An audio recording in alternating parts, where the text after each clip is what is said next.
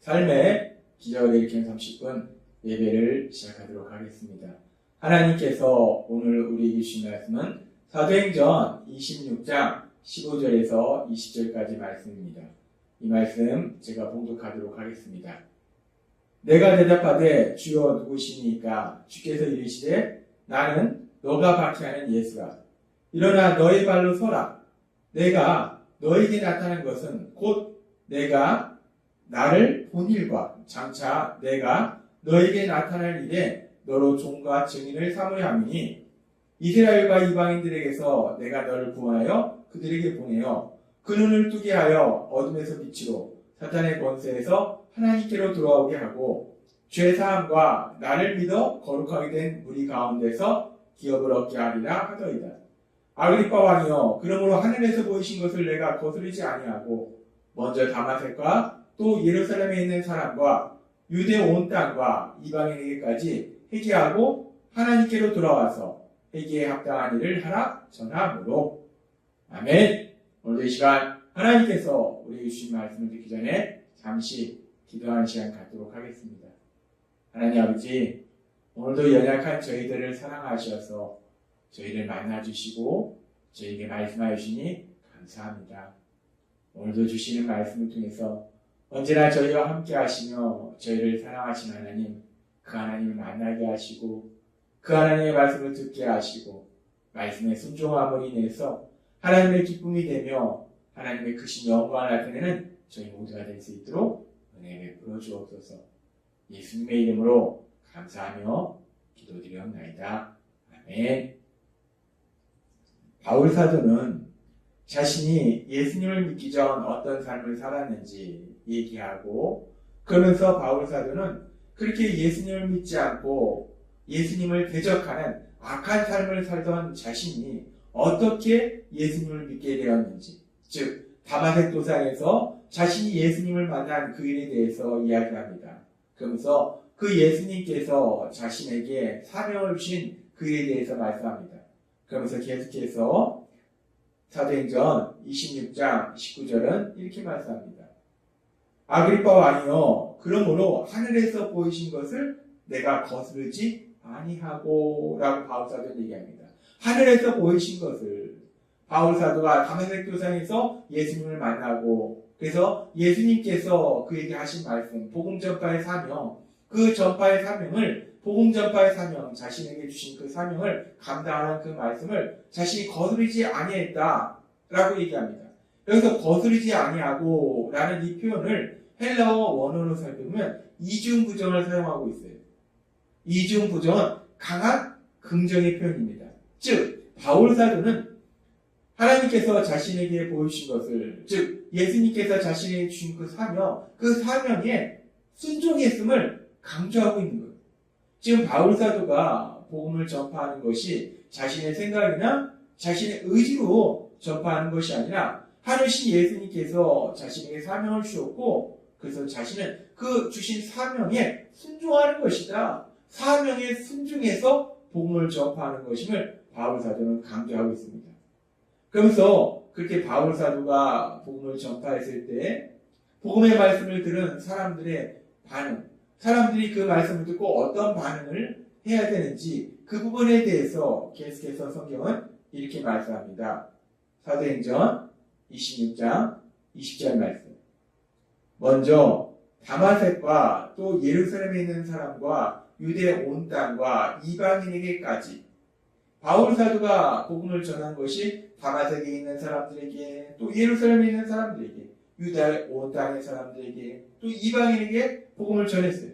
그렇게 복음을 전했을 때 그 복음을 들은 사람들이 어떤 반응을 해야 되는지, 바울 사도가 어떤 반응을 해야 된다라고 말했는지 계속해서 말씀할 때 회개하고 하나님께로 돌아와서 회개에 합당한 일을 하라 전함으로 라고 말씀합니다.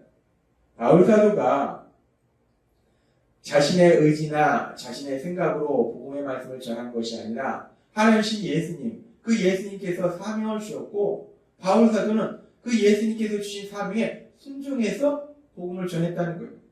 그리고 바울 사도가 그렇게 복음을 전했을 때 그 복음을 들은 사람들의 반응은 회개하고 하나님께로 돌아와서 회개에 합당한 일을 하는 것이 복음을 들은 사람들의 반응이어야 한다는 겁니다.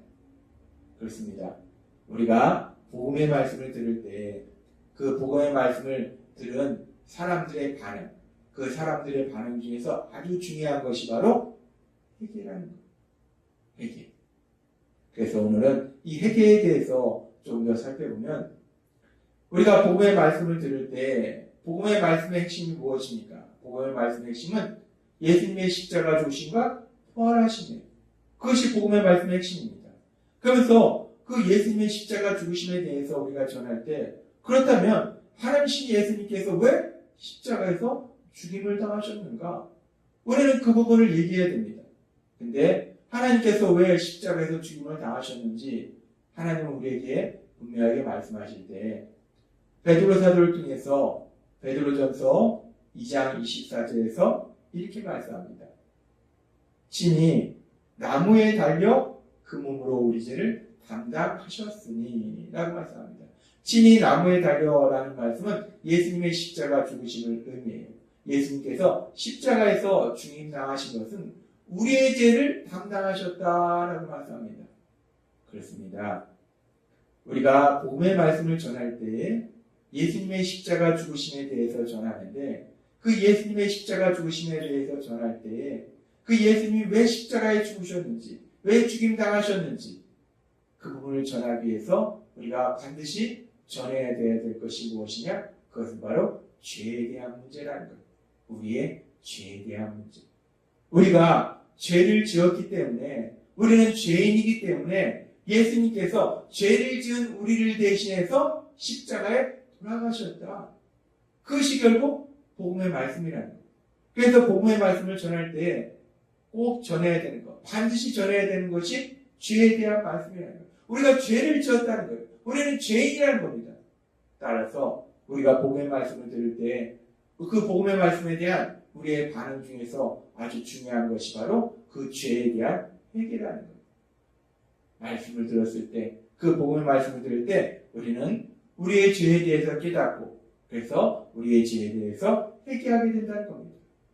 그러면서 회개한다는 것이 무엇인가?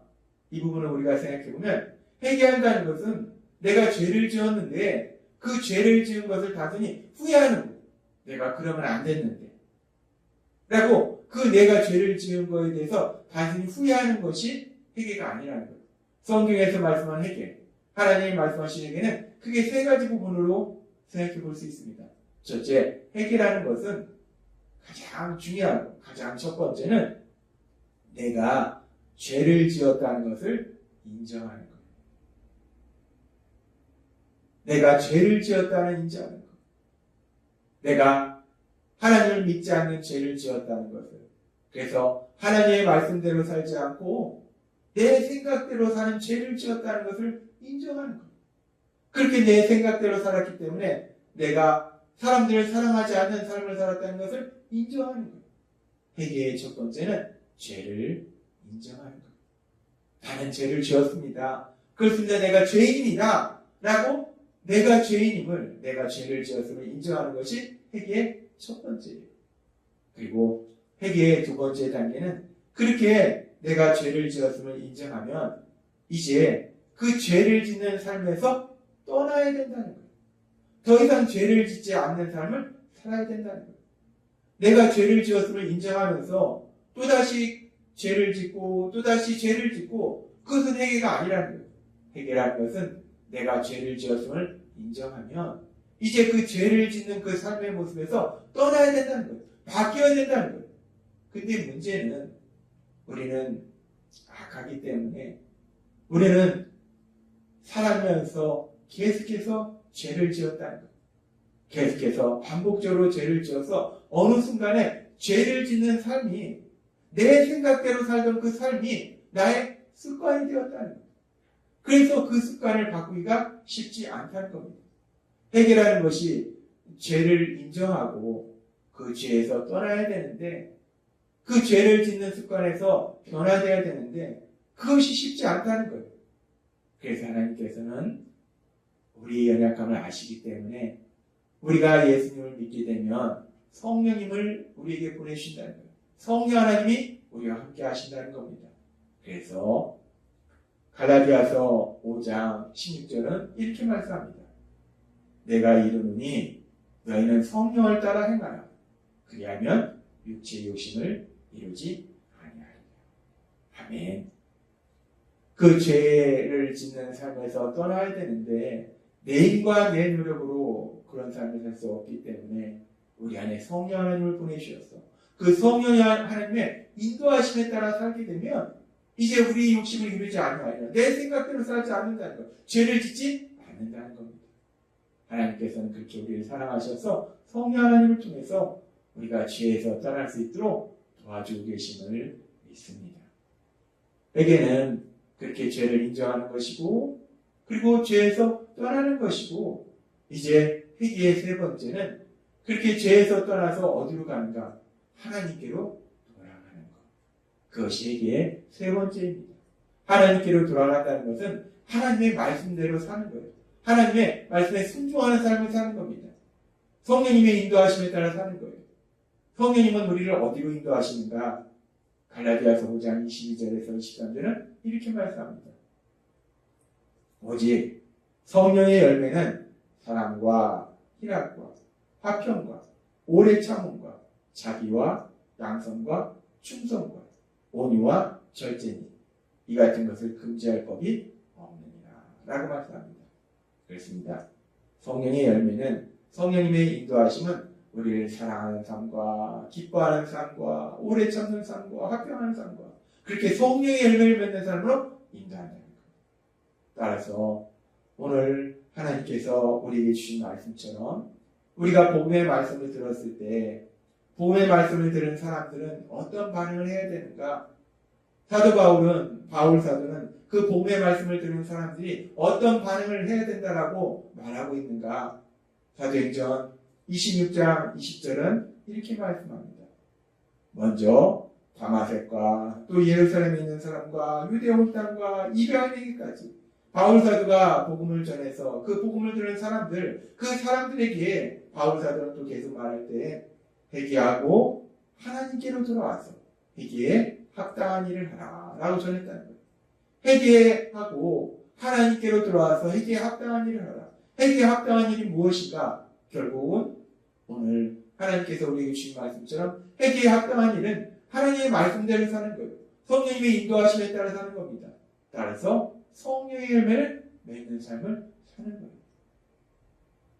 복음의 말씀을 듣고 참된 회개를 했다면 그렇다면 그 삶이 변화돼서 이제 죄에서 떠나서 하나님께로 돌아가는 삶을 사는 건데 그렇게 하나님께로 돌아가는 삶을 사는 거 회개에 합당한 일을 하는 삶은 그렇게 성령님의 인도하심에 따라서 성령의 열매를 맺는 삶 사랑하고 기뻐하고 오래 참고 사람들과 화평한 관계의 삶을 사는 것 그렇게 성령의 열매를 맺는 삶이 회개에 합당한 일을 하는 삶이다 라고 하나님 오늘 우리에게 말씀하신다는 겁니다.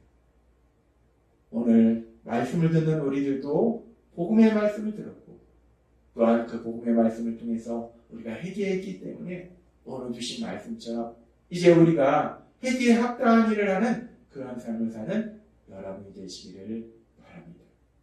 따라서 오늘 주신 말씀처럼 회개에 합당한 일을 하는 삶이라는 것이 결국 성령의 열매를 맺는 삶이기 때문에 여러분과 함께 하시는 성령님의 인도하심과 도우심으로 갈라디아서 5장에 나오는 성령의 열매 사랑과 희락과 오래 참음과 화평과 이런 성령의 열매를 풍성히 맺으시는 그래서 하나님의 기쁨이 되며 하나님의 영광을 나타내시는 여러분이 되시길 주님의 이름으로 축원합니다. 기도하겠습니다. 하나님 아버지 감사합니다. 오늘도 주신 말씀처럼 우리가 복음의 말씀을 들었을 때 그 말씀을 통해서 우리가 회개하고 하나님께로 돌아가서 회개에 합당한 일을 해야 되는데 오늘 주신 말씀처럼 우리 안에 계신 성령님의 인도하심과 도우심으로 성령의 열매를 맺는 삶이 그렇게 회개에 합당한 일을 하는 삶이라 말씀하여 주시니 우리 안에 계신 성령님의 인도하심에 따라서 도우심에 따라서 성령의 열매를 맺는 회개의 학단이라는 저희 모두가 될 수 있도록 은혜 베풀어 주옵소서. 예수님의 이름으로 감사하며 기도드리옵나이다. 아멘. 이 시간도 하나님께서 우리 주신 말씀 묵상하면서 조용히 기도하는 시간 갖도록